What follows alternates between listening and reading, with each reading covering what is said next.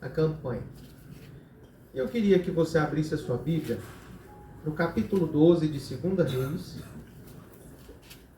apenas o versículo 7. Enquanto você vai procurando, eu não sei se foi lido aqui, a irmã Diné essa semana estava inspirada. Rapaz, mas a senhora... E eu queria, enquanto você vai procurando, eu vou ler o texto que ela trouxe para nós sobre a campanha dessa semana. Vai procurando aí, 2 Reis, capítulo 12, versículo 7. Mas o que eu vou ler aqui não é a passagem ainda. Foi aquilo que o Espírito Santo trouxe à irmã Diné.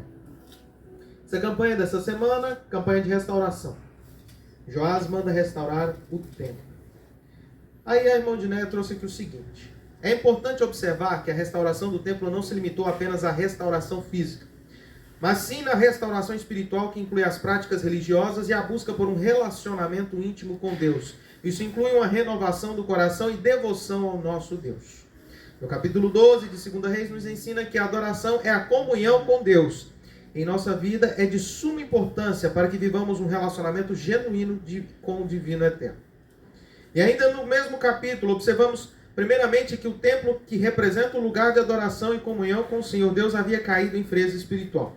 E nos dias atuais, a nossa volta, assim como Joás se comprometeram a restaurar o templo, nós, como cristãos e seguidores de Jesus, somos chamados a sermos agentes de restauração espiritual nesse mundo tão hostil, onde o pecado, a corrupção e a lascívia aumentam dia após dia. Que nossas vidas e nossa adoração sejam respostas gratas ao sacrifício de Cristo, em quem devemos manter nossos olhos fixos, onde encontraremos a verdadeira vida e redenção. Que o Senhor nos capacite e nos ajude a sermos luz e sal neste mundo, assim como Joás buscou restaurar o templo em Jerusalém. Amém. Glória a Deus. Falei Amém. que ela estava inspirada essa semana. Se você não tem oportunidade, depois pede uma Diné aí. O Espírito Santo usa ela para trazer alguns textos aí muito importantes para nós, viu? Textos lindos. 2 Reis, capítulo 12, versículo 7. Por gentileza, em referência à palavra de Deus, se você puder ficar em pé.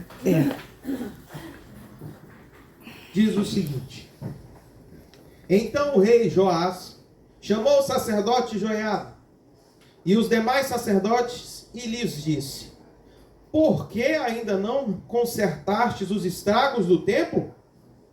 Ainda não recebais mais prata de ofertantes, mas entregai-a para reparo dos estragos do templo. Apenas esse versículo. Feche seus olhos em nome de Jesus. Capítulo 13. Nós vamos falar de um acontecimento em Jerusalém.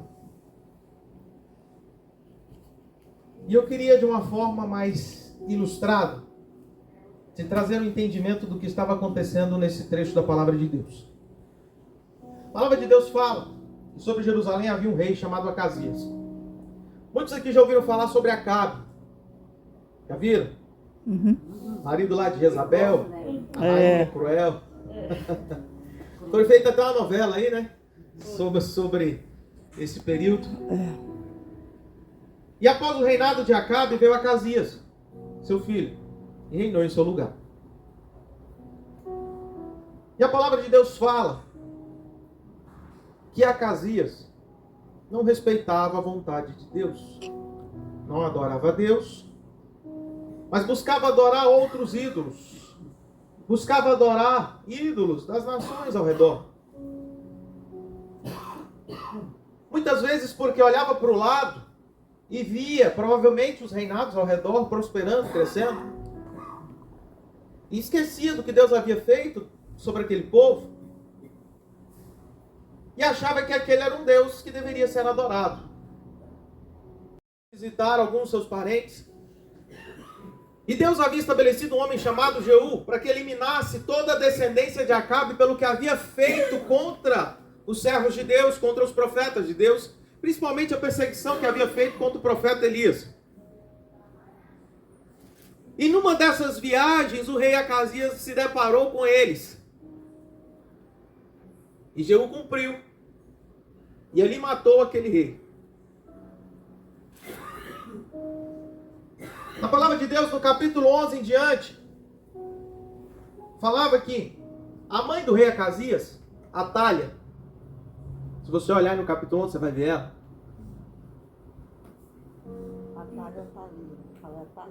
Outros falam Atalia, outros Atalha. Mas diz a palavra de Deus que essa mulher dava muito valor em ter um filho rei.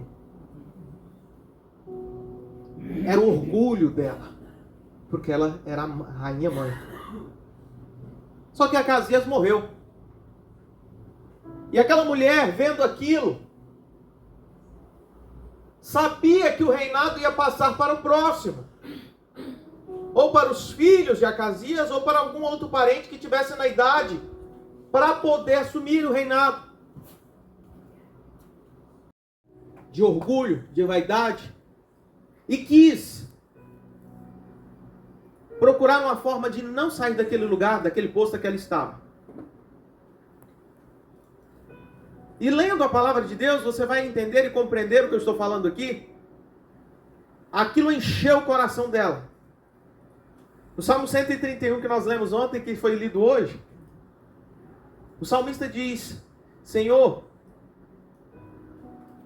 eu não tenho orgulho no meu coração, não sou soberbo, em outras palavras.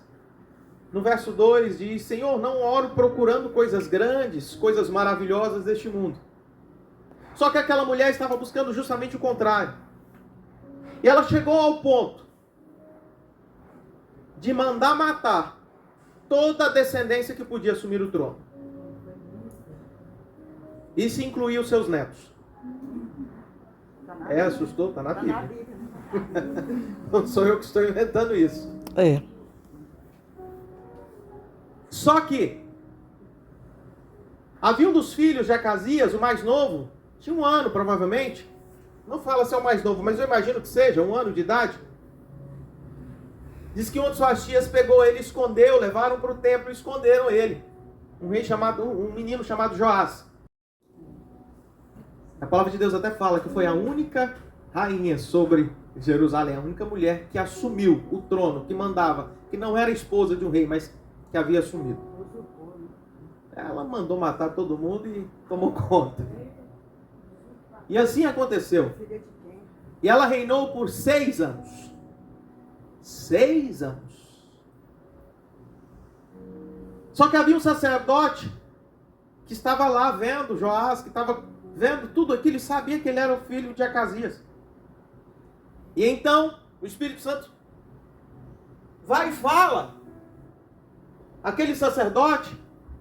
E então eles foram lá e decidiram declarar aquele que havia escapado como rei.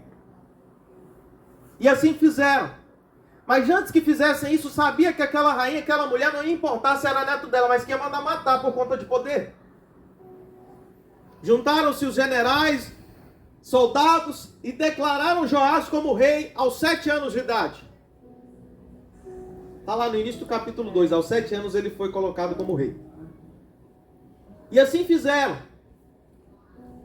E aquela mulher então foi retirada. E Joás assume o trono.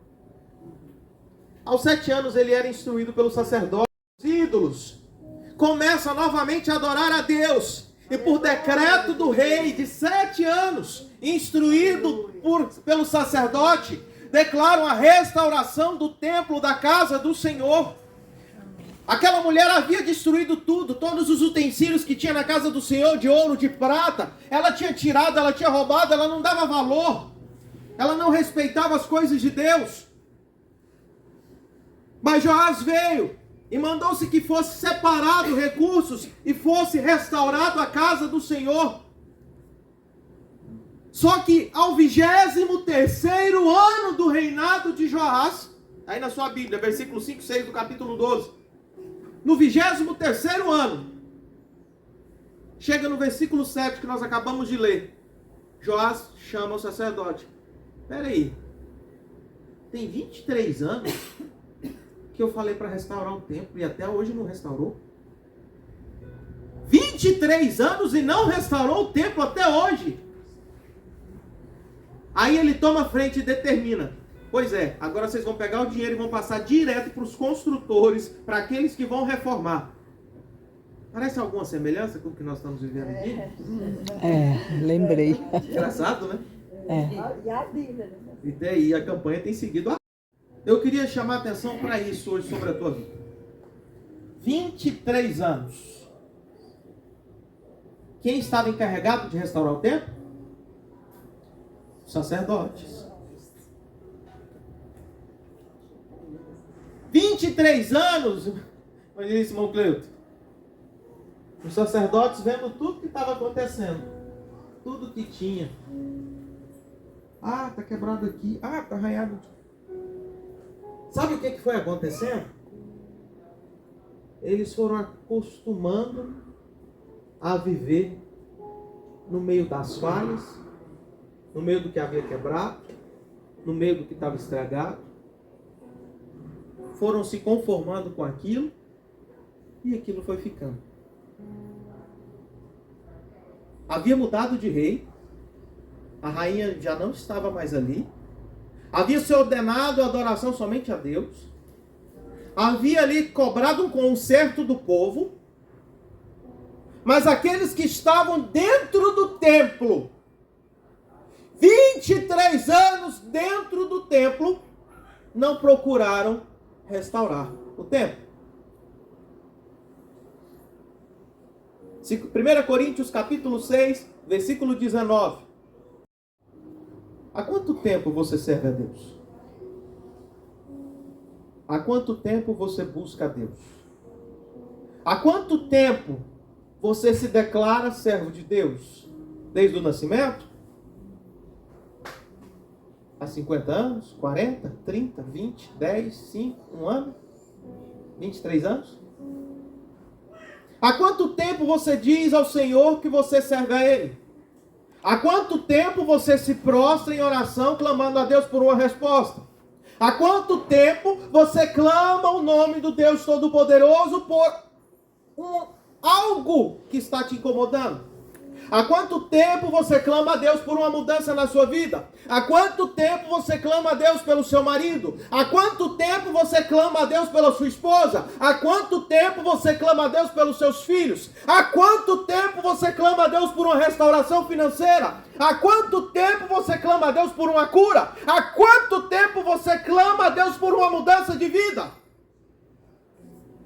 Nós clamamos, nós lemos a Bíblia, nós buscamos, nós escutamos pregadores abençoadíssimos, cheios da presença do Espírito Santo, virem aqui falarem palavras diretamente do trono de Deus aos nossos corações. Mas o templo do Espírito, às vezes nós não entendemos o porquê estamos passando por alguns problemas. Mas Deus não te deu autoridade no nome de Jesus para você passar pelos problemas e fingir que nada, que não tem solução, que não tem resposta. Deus não se agrada que um dos seus filhos adoeça. Deus não se agrada que nenhum dos filhos dele passe dificuldade. Porque Deus quer a vida abundante para todos nós. Está lá em João 10, capítulo 10, versículo 10, na parte B. Eu vim para que tenhas vida e vida em abundância. Deus quer que todos tenham uma vida abundante, plena de saúde, fartura, que não te falte nada. Deus quer isso para você. Deus não quer que você sofra com nenhuma enfermidade. Pastor, mas por que eu estou passando essa enfermidade? É só você que pode olhar por dentro do templo. Eu não posso entrar aí. Eita. O templo a qual você entra, eu não entro. Verdade. E é só você que pode ver o que precisa ser restaurado. Glória a Deus. Aquilo que o Espírito Santo quer fazer na sua vida, eu não sei, só Ele sabe. Mas é somente você que pode ver o que precisa ser restaurado. É somente você que pode enxergar. Pastor, não tem nenhum erro. Eu busco uma vida em santidade. Então amplie. Deus não te designou para entrar nesse mundo e sair dele olhando para o chão. Ou ficar de olhos fechados. Deus te colocou aqui para ser luz. Deus te colocou aqui para Aleluia. ser diferente. Glória a Deus. Quem ia ser mais beneficiado que os próprios sacerdotes com a reforma do templo? Mas eles perderam a bênção. porque não quiseram fazer o que deveriam ter feito. Deus te escolheu, Deus te chamou, Deus te ungiu, Deus te separou, Deus te preparou. Eis-me aqui, Senhor. Deus vai te abençoar, Deus vai te Amém. levantar, Deus vai te fortalecer. Aleluia. Deus vai reformar o templo, Deus vai ampliar, Deus vai alargar, Aleluia, Jesus. Aleluia.